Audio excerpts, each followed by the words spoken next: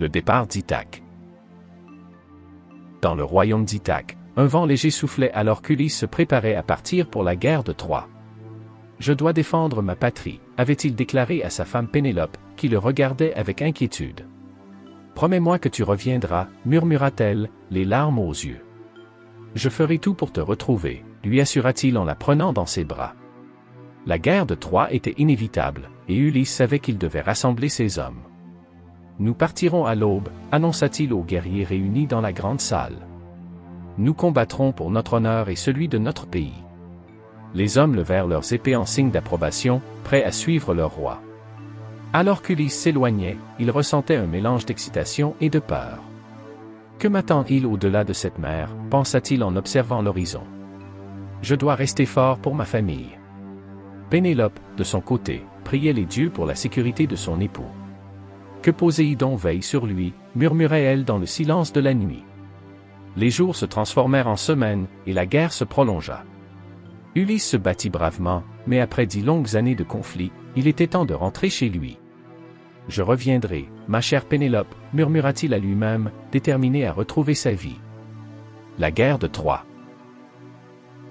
La guerre de Troie battait son plein, et Ulysse se distinguait par sa ruse et son intelligence. « Nous devons trouver un moyen de pénétrer dans la ville » déclara-t-il à ses camarades. « Je propose un cheval en bois. » Les guerriers furent d'abord sceptiques, mais l'idée d'Ulysse fut finalement acceptée. « C'est notre meilleure chance » affirma-t-il avec conviction. Avec l'aide de ses hommes, Ulysse construisit le célèbre cheval de Troie. « Nous entrerons dans la ville comme des amis » expliqua-t-il. Une fois à l'intérieur, nous pourrons frapper. Les Grecs, unis par cette stratégie audacieuse, se cachèrent à l'intérieur du cheval, attendant avec impatience le moment décisif. Les Troyens, intrigués par le cheval, décidèrent de l'introduire dans leur ville. « C'est un cadeau des Grecs », pensait le roi Priam, ignorant le danger qui les guettait. Ulysse, dissimulé à l'intérieur, pouvait entendre les célébrations des Troyens. « Nous sommes si proches de la victoire », murmura-t-il, le cœur battant d'adrénaline. Lorsque la nuit tomba, Ulysse et ses hommes sortirent du cheval, prenant les Troyens par surprise. « À l'attaque !» cria-t-il, menant ses camarades au combat. La bataille fut féroce, mais grâce à la ruse d'Ulysse, les Grecs prirent finalement le dessus. « La victoire est à nous » s'écria Ulysse, levant son épée en signe de triomphe. Mais alors que les célébrations commençaient, Ulysse savait que son véritable voyage ne faisait que commencer. « Je dois rentrer à Ithaque » pensa-t-il, conscient que de nombreuses épreuves l'attendaient encore. Le voyage commence. Après la chute de Troie, Ulysse et ses hommes prirent la mer, impatients de retrouver leur foyer. « Nous avons vaincu, maintenant rentrons chez nous » déclara-t-il, le cœur plein d'espoir. Mais le dieu Poséidon, mécontent de la ruse d'Ulysse, décida de lui infliger des souffrances. « Je ferai en sorte que son voyage soit long et difficile » murmura-t-il dans l'ombre des vagues. Au cours de leur voyage, Ulysse et son équipage rencontrèrent de nombreux dangers. « Nous devons faire attention » avertit-il en scrutant l'horizon.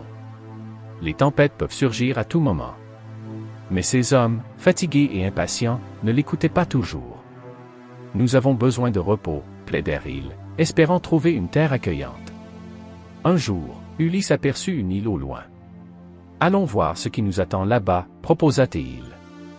Les hommes, soulagés, acceptèrent avec enthousiasme. « Peut-être que nous trouverons de la nourriture et des provisions. » Mais cette île était habitée par des cyclopes, des géants aux yeux vides. « Soyez prudents » murmura Ulysse, réalisant le danger imminent. Ils entrèrent dans la grotte d'un cyclope nommé Polyphème, mais cette décision leur coûta cher. Le géant, furieux, les captura et commença à les dévorer un par un. « Nous devons nous échapper » réfléchit Ulysse, cherchant un moyen de sauver son équipage. Avec ruse, Ulysse concocta un plan audacieux. « Nous allons l'enivrer » expliqua-t-il à ses hommes. « Puis, nous pourrons le piéger. » En utilisant du vin, ils parvinrent à assoupir le cyclope. « Maintenant, nous devons agir vite » murmura Ulysse, déterminé à sauver ses compagnons. L'escapade du cyclope. Ulysse, avec une détermination renouvelée, s'approcha de Polyphème, le cyclope endormi. « C'est notre chance » murmura-t-il à ses hommes.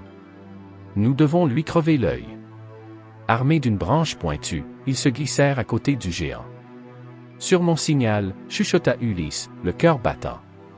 Quand le cyclope se réveilla, il était encore désorienté par l'ivresse. « Qui m'a fait cela ?» rugit-il, se frottant les yeux. « C'est moi, Ulysse, » répondit-il avec audace. « Je suis celui qui t'a vaincu. » Polyphème, furieux, se mit à chercher Ulysse, mais ce dernier avait déjà préparé son coup. Alors que le géant essayait de se lever, Ulysse et ses hommes piquèrent son œil avec la branche. « À l'aide !» hurla Polyphème, se débattant dans la douleur. « Je suis aveuglé. » Les autres cyclopes, entendant ces cris, accoururent mais ne trouvèrent qu'un géant aveugle. « Personne ne m'aide !» se lamenta Théil, confus par la situation.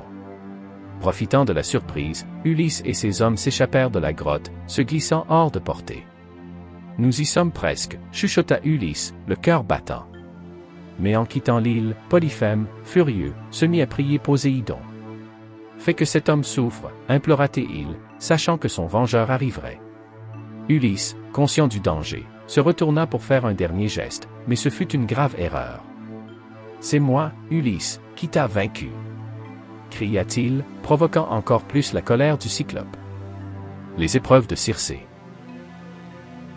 Après leur évasion, Ulysse et son équipage naviguèrent vers l'île de Circé, une enchanteresse redoutable.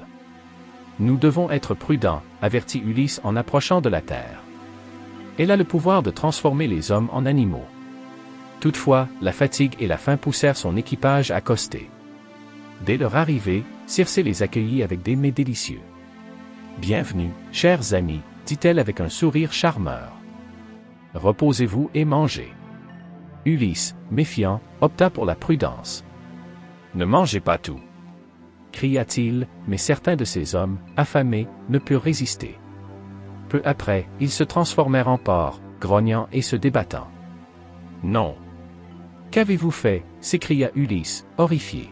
« Je dois agir rapidement. » Il se rendit chez Hermès, le messager des dieux, qui lui remit une herbe magique. « Cela te protégera de ses charmes, » expliqua-t-il. Ulysse, armé de l'herbe, retourna chez Circé. « Je ne céderai pas à tes enchantements, » déclara-t-il avec assurance.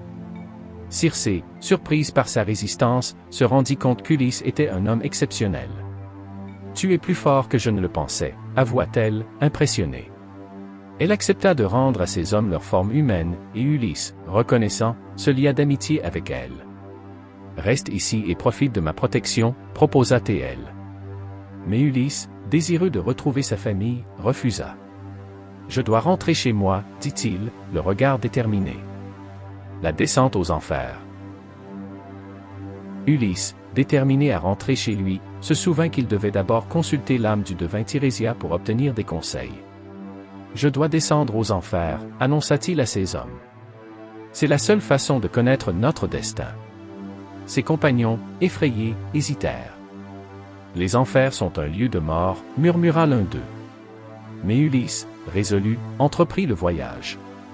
Il offrit des sacrifices aux dieux pour apaiser les âmes. « Ô esprit, je viens en quête de sagesse, » déclara-t-il en tremblant. Les ombres apparurent, et Tirésia se matérialisa.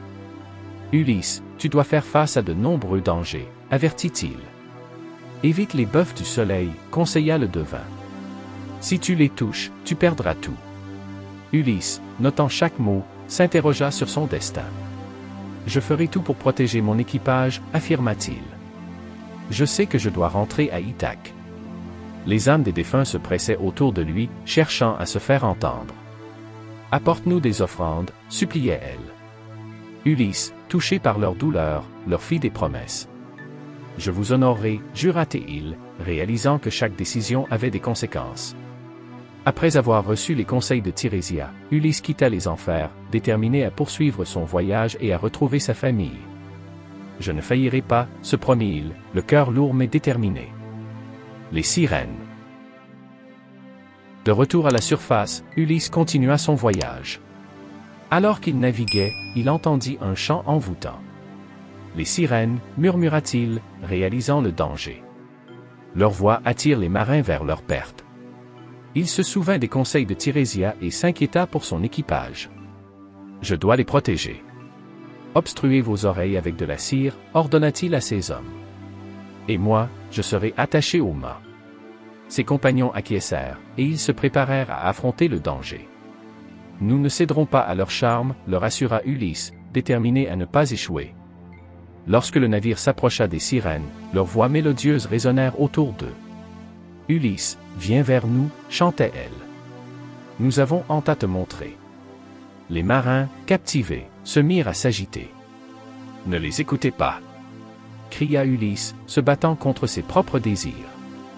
Les sirènes, voyant que leur charme échouait, intensifièrent leur chant. Tu ne peux pas résister, murmurait-elle, mais Ulysse, la volonté de faire, se concentra sur le mât.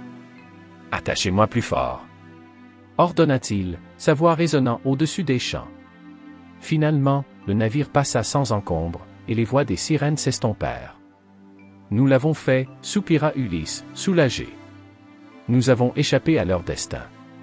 Ces hommes, admirant son courage, le remercièrent. Tu es un vrai héros, dirent-ils, reconnaissants. Scylla et Charybde. Après avoir échappé aux sirènes, Ulysse navigua vers le détroit redouté entre Scylla et Charybde. Nous devons faire un choix, expliqua-t-il à son équipage. Scylla est un monstre qui dévore les hommes, mais Charybde est un tourbillon qui engloutit tout. Les hommes, inquiets, se regardèrent, hésitants. Nous devons passer près de Scylla, déclara Ulysse. C'est notre seule chance de survivre. Avec une tristesse dans le cœur, il guida le navire vers le monstre. Restez calmes, leur ordonna-t-il. Nous devons garder notre sang-froid. Au fur et à mesure qu'ils approchaient, Scylla émergea de la mer, ses têtes de serpent hurlant. Préparez-vous, cria Ulysse, le cœur battant. Ne la regardez pas dans les yeux. Les hommes, terrifiés, se préparèrent à la bataille, mais Ulysse savait qu'il devait agir rapidement. Alors que Scylla attaquait, elle saisit plusieurs hommes d'Ulysse dans ses griffes. Non, hurla-t-il, mais il savait qu'il ne pouvait pas faire grand-chose. Gardez le cap, ordonna-t-il à ses hommes, déterminés à sauver le reste de l'équipage. Après un combat acharné, ils réussirent à échapper à Scylla, mais le prix était élevé. Nous avons perdu des amis, murmura Ulysse, le cœur lourd. Ces hommes, épuisés mais reconnaissants d'être en vie, se regroupèrent. Nous devons continuer, leur assura-t-il. Ithaque nous attend. Le retour à Ithaque. Après de nombreuses épreuves, Ulysse finit par revenir à Ithaque, mais il découvrit que son royaume avait changé. Les prétendants de Pénélope avaient envahi son palais. Je dois agir avec prudence, pensa-t-il, se cachant dans l'ombre. Ils ne doivent pas savoir que je suis de retour. Il se déguisa en mendiant pour infiltrer le palais. Je suis un voyageur fatigué, déclara-t-il aux gardes, espérant gagner leur confiance. Mon nom est d'importance. Les hommes, méfiants, le laissèrent passer, intrigués par son apparence. Ulysse se glissa dans la salle principale, où les prétendants festoyaient. Regardez ces hommes, pensa-t-il avec dégoût.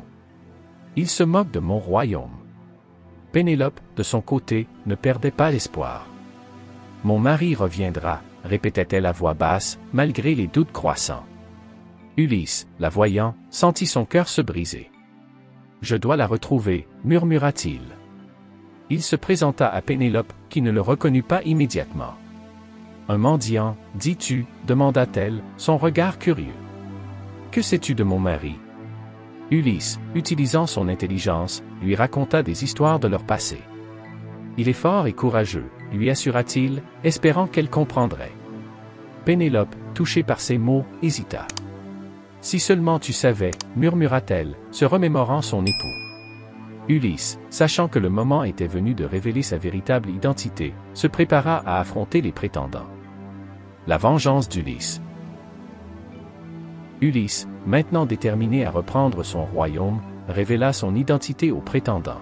« Je suis Ulysse, roi d'Ithaque », déclara-t-il avec force, sa voix résonnant dans la salle. Les prétendants, figés par la surprise, réalisèrent leur erreur. « Il est de retour », s'écria l'un d'eux, essayant de s'enfuir. Mais Ulysse, armé de son arc, était prêt. « Vous avez profané ma maison et trahi ma famille », cria-t-il, la colère dans ses yeux. Les prétendants, réalisant leur destin, tentèrent de se défendre, mais Ulysse était un guerrier aguerri. Avec l'aide de son fils Télémaque, qui avait grandi pendant son absence, Ulysse affronta les prétendants. « Je ne vous laisserai pas vous échapper, » gronda Théïl, tirant ses flèches avec précision. « Vous devez payer pour vos crimes. » La bataille qui s'ensuivit fut intense et rapide, mais Ulysse, avec la force de son expérience, triompha. Finalement, tous les prétendants furent vaincus. Ulysse, le cœur lourd mais satisfait, se tourna vers Pénélope. « Je suis de retour, » murmura-t-il, la prenant dans ses bras. « Nous sommes enfin réunis. » Les larmes aux yeux, Pénélope réalisa que son mari était là, enfin rentré. « Nous avons surmonté tant d'épreuves, » dit-elle, le sourire aux lèvres. « Je savais que tu reviendrais. » Ulysse, soulagé, répondit, « Je ferai tout pour te protéger et notre royaume. » Ensemble, ils regardèrent leur maison, unis et prêts à reconstruire leur vie.